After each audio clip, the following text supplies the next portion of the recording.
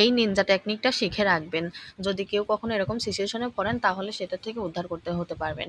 এই যে শাশুড়ি মা ৩ টুকরা পাঙাশ মাছ দিয়েছে। ১ম এ বুঝতে পারিনি, ফ্রিজ থেকে বের করা দলা হয়েছিল। তাই পরে খুলে দেখি যে ৩ টুকরা মাছ। আমরা মানুষ হলাম ৬ জন। এখন কি করে করব? মানে এখানে রান্না করব তাহলে সবার হবে। এখন তো আর সম্ভব না। সবকিছু গুছানো হয়ে গেছে। কিভাবে মনে করেন করব? আবার মাছ ভেজালে তো অনেক দেরি হবে ছাড়তে। আমি ভাবছি সবগুলোই আছে। এখন ছোট, ছোট করে এই যে পিস করে নিয়েছি। আমি ৩ টুকরাকে ৬ টুকরা করে দিয়েছি। যে আগে যে খাবে তাই পাবে আর পরে পাবে না, এরকমটা কখনো করতে দেব না। এইজন্য ৩ টুকরা থেকে ৬ টুকরা করে নিয়েছি। এই ফুলটা রাখবো আমার মেয়ের জন্যে।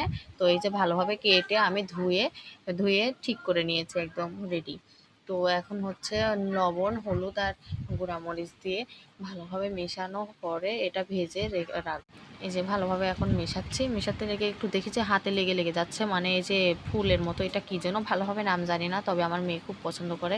তো এটা গলে যাচ্ছে। তার জন্য এটা সাইডে রেখে মাছগুলো ভালোভাবে মাখিয়ে নিলাম। এই যে কড়াইতে তেল দিয়ে দিয়েছি। এখন আঁকাটা জ্বালিয়ে নেব, মাটির চুলা আমাদের। তো তেলটা দেখলাম যে গরম হচ্ছে কিনা।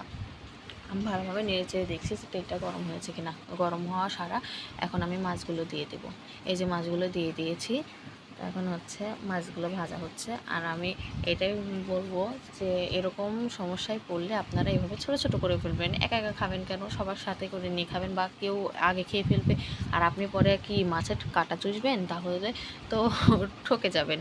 এই জন্য এই টেকনিকটা ফলো করে রাখবেন। এই যে এইভাবে এই মাছগুলো উল্টায় দিলাম ভেজে। এখন এইগুলো রান্না করব আমরা ৬ জন মানুষ, তার জন্য।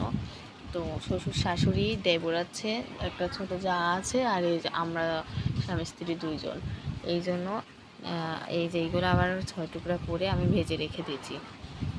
এখন হচ্ছে মাছের ওই ফুলটা আছে, মেয়েকে ভেজে দেবো, ও খাইতে খুব পছন্দ করে। এই যে এটা আমি ভেজে নিয়েছি। ভালোভাবে ভাজবো একটু লাল লাল করে, তাহলে ভালো লাগবে। তো এই যে উল্টাপাল্টা দিয়ে ভালোভাবে করছি। পরে শাশুড়ি আসলো, বললাম যে এইভাবে কেটে রান্না করেছি। কিছু বলতে পারে নাই, একটু বললো যে মাছ বের করবি। বললাম যে বের করবো, কিন্তু দেরি হবে। তার জন্য এইভাবে আমি ঠিক ভেজে নিচ্ছি, নিয়ে রেখে দেবো, পরে ও খাবে। এই যে আমার সব কিছু রেডি হয়ে গেছে।